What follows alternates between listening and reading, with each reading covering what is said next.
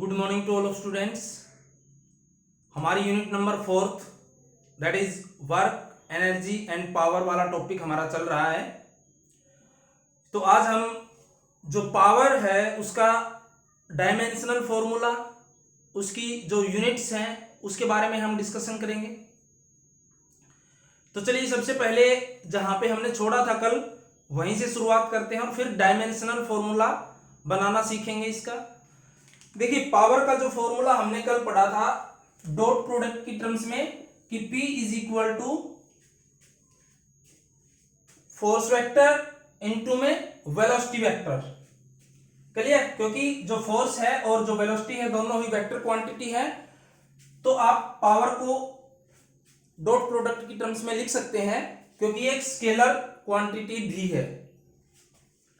इसी चीज को अगर आप सोल्व करते हैं आगे डॉट प्रोडक्ट को, तो ये मालूम आपको कि एफ वी कोस थीटा, कोई भी दो वेक्टर्स का डॉट प्रोडक्ट आप जो है ऐसे लिख सकते हैं, दोनों वेक्टर्स की मैग्नीट्यूड का सिंपल मल्टीप्लीकेशन और साथ में कोस थीटा। थीटा क्या है? जो फोर्स है और जो वेलोसिटी है इन दोनों के बीच में एंगल। अब मान लीजिए कि जो आपने जो फोर्स अप्लाई किया है, क्लियर, उसकी वजह से जो डिस्प्लेसमेंट हो रही है यानी कि ऑब्जेक्ट के अंदर जो मोशन हो रहा है वो भी उसी डायरेक्शन में है, यानी कि जो वेलोसिटी है और जो फोर्स है अप्लाइड फोर्स है दोनों की डायरेक्शन सेम है। आप ये कह सकते हैं कि if velocity is along force,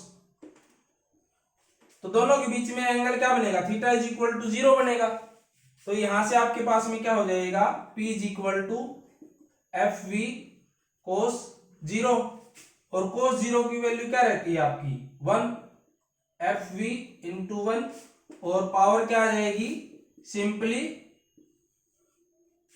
product of applied force and velocity. तो ये आपके पास में थोड़ा पावर के बारे में और था। अब नेक्स्ट हम डायमेंशनल फॉर्मूला की हम बात करते हैं। तो सबसे पहले डायमेंशनल फॉर्मूला बनाने के लिए आपको जो है पावर का फॉर्मूला मालूम होना चाहिए कि पावर को आप कैसे एक्सप्रेस कर सकते हैं। That is work done upon time. Dimensional formula में आप क्या यूज करते हैं? जैसे कि MLT, इनसे ही रिप्रेजेंट करते हैं, तो उसी फॉर्म में आपको इसे बनाना है पावर को। अब देखिए वर्क जो आपने पढ़ा था वर्क डन, और वर्क का जो फॉर्मूला है वो आपको मालूम होना चाहिए। पहले वर्क को कैसे आप एक्सप्रेस करते हैं? Force into displacement Fs। अब जो F है इसका जो फॉर्मूला क्या है? मास इनटू एक्सेलरेशन ma, और s को आप डिस्प्लेसमेंट ऐसे लिख सकते हैं। अब देखिए जो मास है, क्लियर, उसको आप किससे रिप्रेजेंट करते हैं? डायमेंशनल फॉर्मूला में मास के लिए क्या हो जाएगा? इसके लिए m, कैपिटल M हो जाएगा। एक्सेलरेशन, फिर से एक्सेलरेशन क्या है आपका? Rate of change of velocity, यानी कि जो एक्सेलरेशन है उसको आप कैसे लिखेंगे? dv by dt।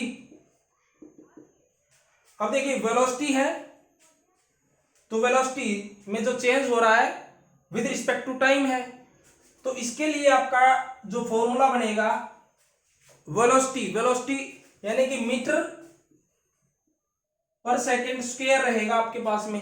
एक्सेलरेशन को हम ऐसे ही मेजर करते हैं, क्लियर, dv बाई dt करके ऐसे हम इसको एक्सप्रेस करते हैं।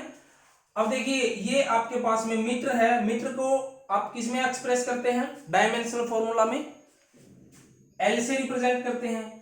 और ये नीचे सेकेंड स्क्वायर है, ये ध्यान रखना, सेकेंड स्क्वायर है तो उसके लिए t का यूज किया जाता है, तो t का स्क्वायर आप कर देंगे।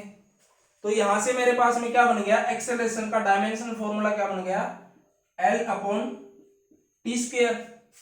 अब यहाँ पे कंफ्यूज नहीं होना है, यहाँ पे ये डिस्प्लेसमेंट चल रही है, यहाँ पे ये सेकंड था, तो डिस्प्लेसमेंट जो होगी वो लेंथ की टर्म्स में ही ली जाएगी आपकी, भी मीटर है किलोमीटर है, कितना डिस्प्लेसमेंट हुआ, तो उसके लिए फिर से आप जो है एल का ही यूज करेंगे। तो ऐसे करने से आपके पास में जो वर्क डन है उसका जो फॉर्मूला बन जाएगा, डायमेंशनल फॉर्मूला, वो क्या हो जाएगा, mL²/t²। तो ये वर्क का फॉर्मूला आ गया आपके पास में, इसको आप यहां पे पुट कर दीजिए, तो जो पावर है उसका डायमेंशनल फॉर्मूला क्या बन जाएगा, वर्क की जगह पे आप ये फॉर्मूला रख दीजिए mL²/t², और इनटू में जो टाइम है 1/टाइम, टाइम के लिए आपके पास में t रहेगा, तो आप इसको जो मल्टीप्लाई करके सॉल्व कर सकते हैं यहां पे, क्लियर। तो नीचे क्या बन जाएगा आपके पास में mL²/t³। अब इसको थोड़ा रीअरेंज कर दीजिए, क्योंकि हम डिवीजन फॉर्म में नहीं लिखते हैं, हम इनको जो है थोड़ा सा रीअरेंज करके लिख देते हैं हम, कि जो पावर है उसका डायमेंशन फॉर्मूला क्या बना, ऐसे ब्रैकेट्स के अंदर अरेंज करके लिखते हैं ना हम, m1/1 L² और t³ है नीचे, ऊपर जाएगा तो ये पावर माइनस हो जाएगी, और ये ऐसे आपके पास में डायमेंशनल फॉर्मूला बन करके तैयार हो गया है। क्लियर। किसी को कुछ भी डाउट हो तो जरूर पूछना। सिंपल वे में मैंने आप लोगों को बताया है, पहले वर्क का आपने बनाया और उसके बाद में फिर जो है पावर का डायमेंशनल फॉर्मूला बन करके आ गया है। इसका आप चाहो तो स्क्रीनशॉट ले लीजिए। अब नेक्स्ट हम बात करते हैं यूनिट्स ऑफ पावर। चलिए स्क्रीनशॉट लेकर के अब नेक्स्ट टॉपिक पे चलते हैं हम। Units of power.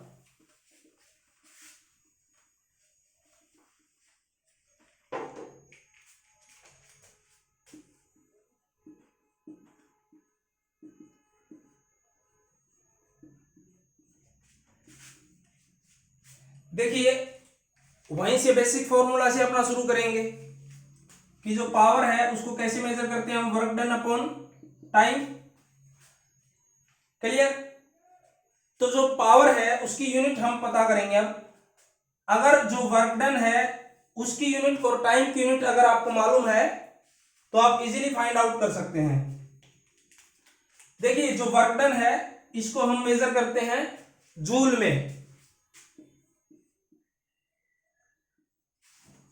और जो टाइम है उसकी जो फंडामेंटल यूनिट रहती है दैट इज सेकेंड।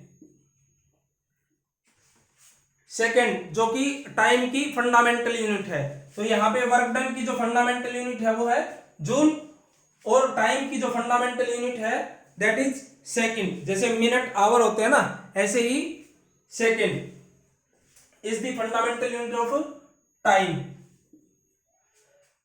अब उस केस में अगर जो वर्क डन हुआ वो 1 सेकंड में 1 जूल हुआ, तो जो पावर है उसको आप की यूनिट जो नाम देंगे दैट इज वाट। तो पावर की जो यूनिट रहती है that is what, joule upon second. अब आपसे कोई डेफिनेशन पूछने लग जाए कि 1 वाट पावर को आप एक्सप्लेन कीजिए। क्लियर। तो यहां पे अगर ये कहे कोई ये पावर जो है वो 1 वाट कब होगी, तो आप इसको कैसे एक्सप्रेस करेंगे। देखिए इसका तरीका मैं आप लोगों को बता देता हूं। आपसे पूछे कि power will be 1 watt, define it, तो आपको ऐसे डिफाइन करना है कि if 1 joule of work is done in time 1 second, यदि 1 जूल कितना काम, 1 जूल काम हो 1 सेकेंड टाइम में, तो आपका जो पावर होगा वो 1 वाट होगी। चलिए इतना आप लोगों को जो है सिंपल सी डेफिनेशन है, ये आप लोगों को ध्यान रखना है। ये वाट जो है छोटी यूनिट है। अगर बड़ी यूनिट की बात करें तो ऐसे ही आपके पास में 1 किलोवाट KW जो कि 1000 वाट के बराबर होगी। ऐसे ही 1 MW वो आपके पास में 10⁻6 वाट के बराबर होगी। आप इसको 1000 को 10⁻3 भी लिख सकते हैं। क्लियर? तो ये कुछ बड़ी वाट है आपके पास में। तो यहां से आप इसको शॉर्ट फॉर्म में ऐसे भी लिख सकते हैं, जो 1 जूल पर सेकेंड जो है 1 जूल और पर सेकेंड, ये ऐसे जो सेकेंड है उसको आप ऊपर लेके ऐसे लिख सकते हैं। तो इतना आप लोगों को समझ में आ गया होगा। और जो कई बार एक रिलेशन पूछ लिया जाता है कि जो 1 वाट है उसको अर्ग्स में आप रिप्रेजेंट कीजिए। 1 वाट इज इक्वल टू 10⁻⁻7 अर्ग्स पर सेकेंड। एक ये भी आप जो है ध्यान रख लीजिए कि अर्ग्स में इसको कैसे रिप्रेजेंट करते हैं हम। तो 1 वाट इज इक्वल टू 10⁻⁻7 अर्ग्स पर सेकेंड। सो ये माइनस नहीं है। 1 वाट इज इक्वल टू 10⁻7 अर्ग्स पर सेकेंड। ये आप जो है पावर को एक्सप्रेस कर सकते हैं अर्ग्स में। ये एक डिफरेंट वे है पावर को एक्सप्रेस करने का। तो इतना जो है आप लोग आज के लिए देखिएगा। Thank you very much.